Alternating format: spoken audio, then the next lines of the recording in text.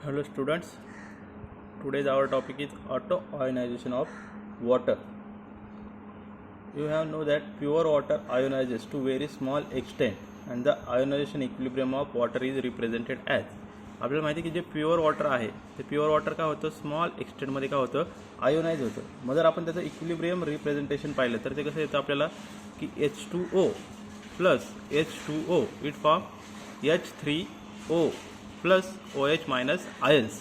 मग आपण जर इथं रिॲक्शन पाहिली वॉटरची तर काय होतं वॉटरमध्ये वॉटर मॉलिक्यूलची रिॲक्शन होते आणि त्यापासून काय तयार होतं हायड्रोनियम आयन तयार होतं that is H3O plus plus OH minus it is the hydroxyl ion. असे दोन आयन्स तयार होतात. मग आपल्याला H2 मध्ये माहिती काय असतात एक H प्लस आयन असतो आणि एक OH मायनस असतो. मग अशा प्रकारे काय होतं ज्यावेळेस दोन H2 मॉलिक्यूल्स एकत्र येतात त्यावेळेस काय होतं हा एक OH आणि हा एक OH मायनस यांच्यामध्ये काय होतात रिॲक्शन्स होतात आणि इथं काय तयार होतो H3O प्लस हे तीन हायड्रोजन मॉलिक्यूल आणि एक ऑक्सिजन त्याच्यापासून काय तयार होतो H3O आणि हा एक राहिलेला OH मायनस तयार होतो.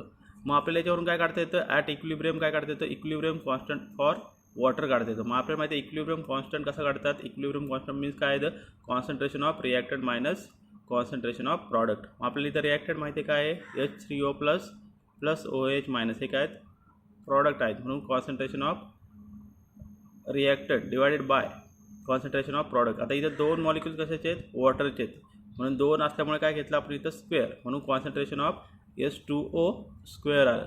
मग हिअर इथं मेजॉरिटी कशाची आहे तर सगळ्यात जास्त H2O मॉलिक्यूल्स काय आहेत मेजॉरिटीमध्ये सगळ्यात जास्त आहेत आणि ते कसे आहेत अनडिसोसिएटेड आहेत. सो कॉन्सन्ट्रेशन ऑफ H2O काय राहतं त्यामुळे रिमेन्स कॉन्स्टंट राहतं. मग देअरफोर जर ते कॉन्स्टंट राहत असेल तर आपण काय घेऊ शकतो त्यासाठी कॉन्स्टंट घेऊ शकतो म्हणून काय घेतलं H2O square is equal to K dash.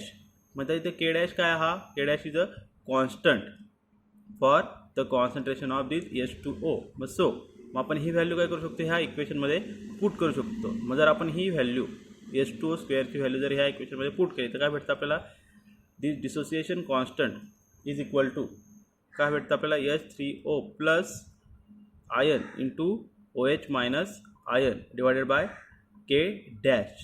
मग हा K डॅश जर आपण लेफ्ट साईडला नेलं तर काय होईल त्याचं मल्टिप्लिकेशन होईल म्हणून काय होईल therefore K into K dash is equal to concentration of hydronium ion plus hydroxyl ion. मग therefore K into K dash त्यासाठी काय घेतलं आपण KW. आता हा जो KW आहे it is a ionic product of water. KW means काय आहे K इंटू K डॅश म्हणून काय आलं इथं KW is equal to H3O plus ion into OH minus ion. मग आता हा जो KW आहे हा KW काय it is the ionic product of water आणि हा प्रॉडक्ट कशाचा आहे the product of molar concentrations of hydronium ions and hydroxyl ions at equilibrium in pure water at given temperature. त्यामुळे त्याला काय म्हणतात आयोनिक प्रॉडक्ट ऑफ वॉटर. मग ionic product of water means काय आहे the product of molar concentration of hydronium ion and hydroxyl ion ह्या दोन्हींच्या आयनचं काय येतो मोलार कॉन्सन्ट्रेशन आहे at equilibrium at given temperature. मग the concentration of hydronium ion and concentration of hydroxyl ions are काय सेम. मग आता आपल्याला माहिती आहे की प्युअर वॉटर आहे तर प्युअर वॉटरमध्ये जे हायड्रोनियम आयन आहे त्याचं जे कॉन्सन्ट्रेशन आहे the always concentration equals to the OH minus ions.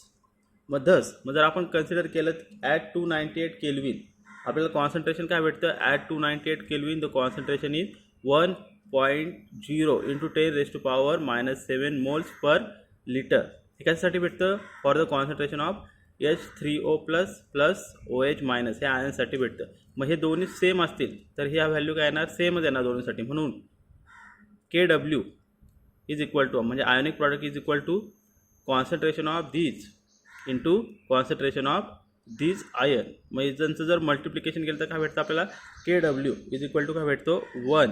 यांचं मल्टिप्लिकेशन केलं तर काय होतं 1 इंटू 1 1 इंटू 10⁻⁻14. जर मल्टिप्लिकेशन केलं तर आपल्याला माहिती आहे जे घातांक असतात त्यांचे काय होते ॲडिशन होते. मग आता -7 प्लस -7 काय होतात -14 म्हणून तुम्हाला KWची व्हॅल्यू किती भेटते KW is equal to 1 into 10⁻⁻14. मग this is called the auto ionization of water. त्यानंतर next point is the pH scale. आता पी एच स्केल म्हणजे काय आहे की instead of writing concentration of H3O plus म्हणजे हायड्रोनियम आयनचं कॉन्सन्ट्रेशन लिहिण्यापेक्षा त्याऐवजी काय वापरतात, लॉगॅरिथमिक स्केल वापरतात. त्या लॉगॅरिथमिक फॉर्मला काय म्हणतात, पी एच स्केल. जे expression of concentration of H3O plus in moles decimetre cube in logarithmic form is nothing but the P H scale. म्हणजे जे आपण H3O प्लस हे जे आयन्स आहेत त्यांचं कॉन्सन्ट्रेशन जर आपण लॉगॅरिथमच्या फॉर्ममध्ये लिहिलं त्याला काय म्हणतात, पी एच स्केल म्हणतात. आता हे पी एच स्केल तुम्हाला 9वीला झाले, 10वीला झाले आणि 11वीलाही झाले आणि आता आपल्याला याच्यामध्ये पाहिजे. मग अकॉर्डिंग टू सॉरेनसेन हा जो सायंटिस्ट आहे, ह्या सॉरेनसेन सायंटिस्टने काय प्रूव्ह केलं की P H of a solution is the negative logarithm of the base 10 of the concentration of H plus ions in a solution. मग जर आपण अकॉर्डिंग टू सॉल्युशन पाहिलं तर concentration of H plus ions means काय, the P H of negative logarithm to the base 10 of the concentration of H plus ion. मग P H means काय, minus base to the log 10 H plus ions. और तेच कसं लिहिता येतं, P H is equal to minus log 10 H3O plus ions. मग आता H3O plus ions म्हणजे हायड्रोनियम आयन्स काय आहेत, is equal to the hydrogen ions. त्याचबरोबर आपल्याला कशाचं कॉन्सन्ट्रेशन काढता येतं, concentration of hydroxyl ions that is the OH minus ions. मग concentration of OH minus ions जर लॉगॅरिथमिक फॉर्ममध्ये लिहिलं काय येतं, POH is equal to the log base to the power 10 OH minus ions. मग अशा प्रकारे हे काय काढता येतं, आपल्याला पी एच काढता येतो, पी एच अँड POH. मग आता ह्या पी एच आणि POH मध्ये नेमकं रिलेशन काय आहे ते आता आपल्याला पाहिजे. मग relation between P H and POH. मग आपल्याला माहिती आहे की आयोनिक प्रॉडक्ट ऑफ वॉटर आपण आत्ताच काढलेलं आहे. काय आहे, ionic product of water is the concentration of hydronium ion into concentration of hydroxyl ion. मग आपल्याला काय व्हॅल्यू भेटली होती KWची 1.0 इंटू 10⁻⁻4. मग आपण जर ती व्हॅल्यू इथं पुट केली तर काय भेटतं, therefore 1 into 10⁻⁻14 is equal to concentration of hydronium ion into concentration of hydroxyl ion. मग आता जर आपण याचा लॉगॅरिथम घेतला, जर ह्या दोन्हीचे काय घेतले, लॉगॅरिथम घेतले, बोथ साईडचे दोन्ही साईडचे जर लॉगॅरिथम घेतले तर काय भेटतं आपल्याला, log 10 base to the power 10 into 10⁻⁻14 is equal to log 10 of the hydroxyl ion plus log 10 into the hydroxyl ion. आता तुम्हाला माहिती आहे की ज्यावेळेस इथं मल्टिप्लिकेशन असतं त्यावेळेस आपण लॉग घेतो, त्यावेळेस काय येतं, इथं ॲडिशनचं साईन येतं. आणि जर इथं सबट्रॅक्शन असेल तर कोणतं येणार, मायनस साईन. तुम्हाला मॅथमध्ये आहे हे. मग जर लॉग घेतलं तर काय येतो आपल्याला, हा log base to the power 10 into 10⁻⁻14 log 10 of the hydronium ion plus log of hydroxyl ion. आता लॉग 10 जर काढला याचा तर काय येतं आपल्याला, इथं व्हॅल्यू किती येते, -14 is equal to log 10 of hydronium ion plus log of hydroxyl ion. मग आपल्याला माहिती आहे तर इथं हे जर मायनस साईन घालवायचं असेल आपल्याला इथं -14चं तर काय घ्यावं लागेल आपल्याला, दोन्ही त्याला कशाने मल्टिप्लाय करावं लागेल, मायनसने मल्टिप्लाय करावं लागेल, मायनस साईनने. मग जर आपण दोन्ही साईडला जर मायनसने मल्टिप्लाय केलं तर काय भेटते आपल्याला इक्वेशन, मायनसने मल्टिप्लाय केलं तर काय होणार, मायनस मायनस प्लस होतं.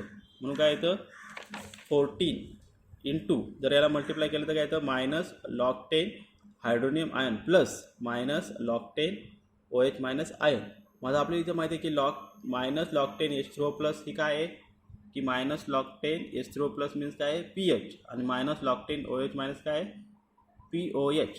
म्हणून काल 14 is equal to PH plus POH. This is the relation between PH and POH की 14 is equal to PH plus POH. आणि तुम्हाला माहिती आहे की जी PHची रेंज आहे ती PHची रेंज किती आहे, 0 to 14.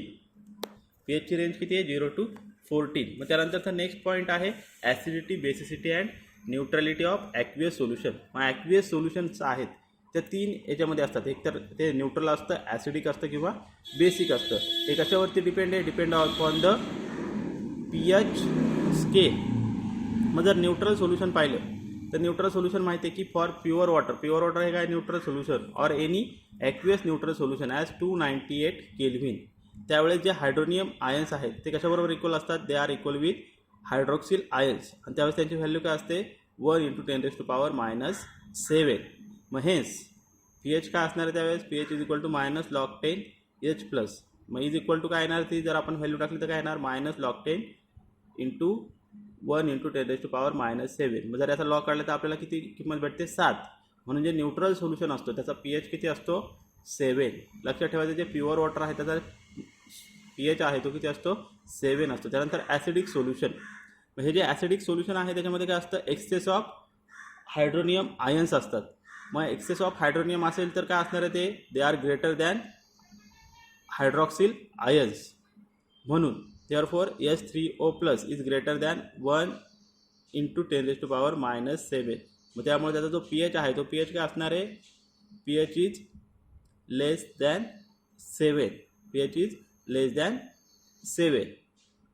ॲसिडिक सोल्युशनचा जो पी एच आहे तो काय असतो, लेस दॅन 7 असतो, because there is excess of H3O+ ions. त्यानंतर बेसिक सोल्युशन, त्याच्यामध्ये काय, excess of OH- ions are present in that of H3O+ ions. म्हणजे H3O+ आयन्स म्हणजे हायड्रॉक्सिल आयनपेक्षा तिथे काय असतात, हायड्रॉक्सिल आयन्स हे काय असतात, हायड्रोनियम आयनपेक्षा जास्त असतात. त्यामुळे याची जी व्हॅल्यू आहे पी एचची ती काय असणार आहे, याच्यापेक्षा जास्त असणार आहे. मग जर आपण ती पाहिली तर किती असते, हायड्रोनियम आयनपेक्षा जास्त असणार म्हणजे किती असणार आहे ती, 7पेक्षा ग्रेटर आहे. मग त्यामुळे जे बेसिक सोल्युशन्स आहेत त्या बेसिक सोल्युशनचा जो पी एच आहे तो काय असतो, P H is greater than 7. माझा आपल्याला पी एचच्या व्हॅल्यू माहिती आहेत. काय भेटलं पी एचच्या व्हॅल्यू, की न्यूट्रल सोल्युशनसाठी पी एचची व्हॅल्यू किती असते, 7. ॲसिडिक सोल्युशनसाठी पी एच किती असतो, लेस दॅन 7. आणि बेसिक सोल्युशनसाठी पी एचची व्हॅल्यू किती असते, ग्रेटर दॅन 7. मग this is the P H scale for acidic, basic and neutral solution. आणि यावरती बेस तुम्हाला काय आहेत, प्रॉब्लेम्स असतात. Find out to calculate P H, P O H of the solutions. मग त्याच्यामध्ये तुम्हाला ह्या फॉर्म्युल्यावरती बेस काय करायचे, तुम्हाला ते प्रॉब्लेम सॉल्व करायचे आहेत.